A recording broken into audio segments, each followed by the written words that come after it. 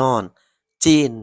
แม่นประเทศที่เขามาลงทุนเป็นอันดับหนึ่งในสปปลาวในขณะเดียวกันจีนเป็นอันดับ2ที่เป็นคู่ค้าของลาวแต่ก็กำลังจะก้าวเข้ามาสู่อันดับหนึ่งในการเป็นคู่ค้าระหว่างลาวและจีนจะสำหรับกองประชุมสรุปเวียกงานของทางคณะกรรมการร่วมมือลาวจีนประจำปี2024 กองประชุมสรุปเวียกงานของคณะกรรมการร่วมมือลาวจีนประจำปี2024และกำหนดทิศทางเวียกหยุดสุมปี2025ได้จัดขึ้นในวันที่14มีนา2025ที่หอประชุมแห่งชาติโดยการเป็นประธานกองประชุมของท่านเพชรพรหมพิพักษ์รัฐมนตรีกระทรวงแผนการและการท่องเที่ยวทั้งเป็นประธานคณะกรรมการร่วมมือลาวจีนท่านไซสนา สิทธิพรรองประธานคณะกรรมการร่วมมือลาวจีน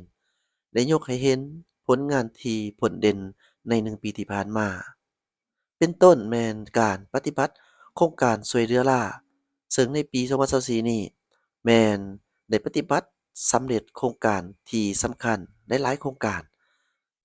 เป็นต้นแม่นโครงการสถาบันเทคโนโลยีสื่อสารและข้อมูลข่าวสารโครงการ e-commerce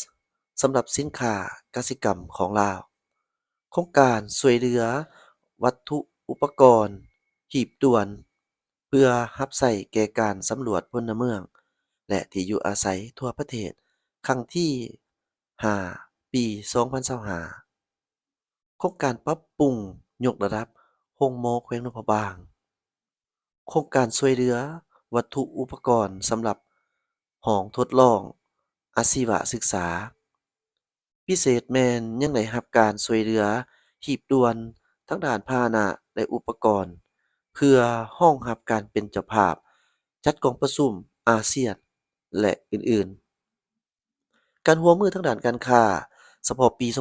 2024มูลค่าการค้าสองฝ่ายลาวจีนได้บรรลุถึง 8.23 ตื้อ US ดอลลาร์เทียบใส่ระยะเดียวกันของปีผ่านมาเพิ่มขึ้นเป็น 15.91%ในนี้ลาวส่งออกไปจีน 4.56 ตื้อดอลลาร์สหรัฐเทียบใส่ปีผ่านมาเพิ่มขึ้น 21.4%ส่วนลาวนำเข้าจากจีน 3.68 ตื้อ US ดอลลาร์เพิ่มขึ้นเป็น 9.8%ในระยะ10ปีผ่านมานับตั้งแต่ปี2014ถึงปี2024มูลค่าการค้าทั้งสองฝ่ายลาวจีนแม้นมีท่าเอียงเพิ่มขึ้นอย่างต่อเนื่องโดยเฉพาะแม้นภายหลังเริ่มเปิดนำใช้ขบวนรถไฟขนส่งสินค้าระหว่างประเทศเป็นต้นมาในปี2022มูลค่าการค้าสองฝ่ายบรรลุได้ 5.68 ตื้อดอลลาร์สหรัฐส่วนปี2023บรรลุได้ 7.9 ตื้อดอลลาร์สหรัฐและปี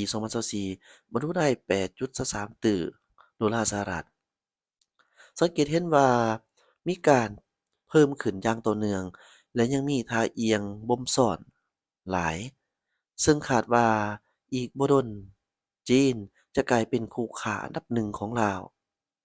การดึงดูดการลงทุนซบจีนนับตั้งแต่รัฐบาลได้เปิดนโยบายส่งเสริมการลงทุนการร่วมมือและการค้าจากซบจีนก็มีท่าก้าวขยายตัวอย่างต่อเนื่องซึ่งสามารถสังเกตเห็นได้จำนวนโครงการและมูลค่าโครงการที่ได้อนุมัติในปี1989ฮอดปัจจุบันมีทั้งหมด927โครงการมีมูลค่าอนุมัติทั้งหมดหลายกว่า18ตื้อดอลลาร์สหรัฐเป็นอันดับหนึ่งใน53ประเทศและเขตแคว้นที่เข้ามาลงทุนในสปปลาวส่วนใหญ่แม่นการลงทุนในแขนงพลังงานไฟฟ้าบ่อแร่บริการกสิกรรมและแขนงการอื่นๆนอกนั้นสำหรับการร่วมมือพัฒนาทรัพยากรมนุษย์โดยเฉพาะแม่นผ่านการฝึกอบรมระยะสั้น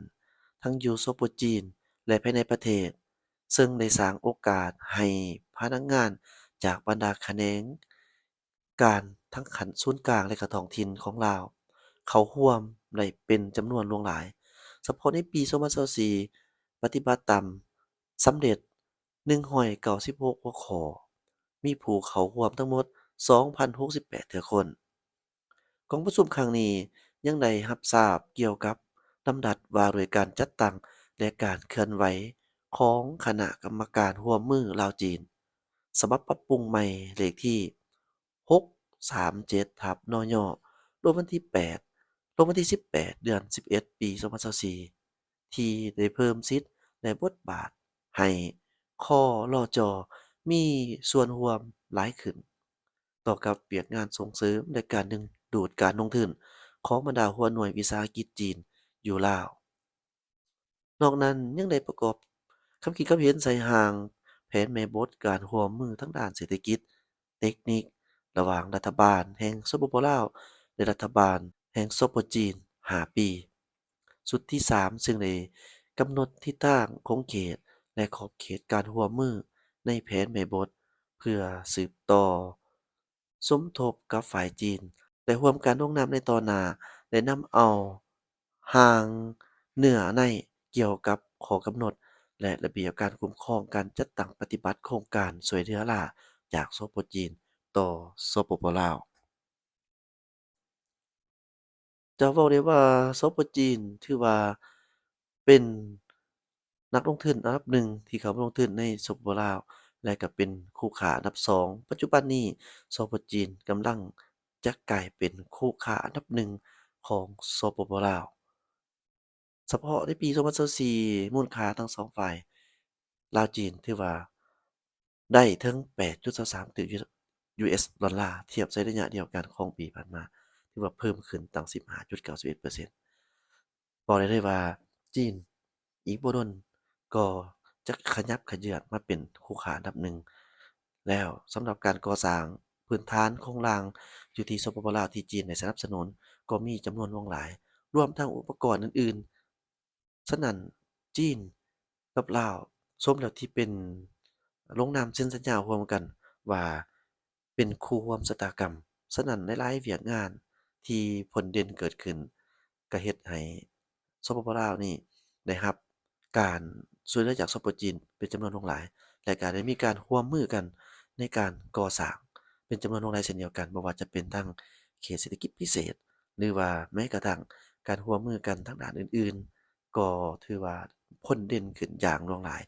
จากท่านผู้ชมที่เราเกี่ยวกับหยิบยกเกี่ยวกับเรื่องที่จีนเพิ่นได้เข้ามาลงทุนแล้วก็มาช่วยเหลือราอยู่สปปลาว ก็เห็นได้ว่าเป็นเรื่องที่เกิดขึ้นแบบที่เราสามารถจับต้องได้ฉะนั้นการที่เราได้มีชายแดนติดจอดกันกับสปปจีนก็ถือว่าเป็นประเทศเราเป็นประเทศหนึ่งที่เป็นประตูสู่แดนมังกรเกี่ยวกับทางด้านเศรษฐกิจอันดับต้นๆของโลกและก็เป็นมหาอำนาจโลกอย่างสปปจีนฉะนั้นเฮ็ดแนวใดเราจะเจริญบ่เทิงขนาดว่าคือกันกับจีนเฮ็ดจั่งใดเราสิมีการพัฒนาเจริญประเทศชาติบ้านเมืองเราตัวนี้ มันก็เว้าเรื่องการลงทุนมหาศาลของต่างประเทศโดยเฉพาะแม่น Super จีนนี่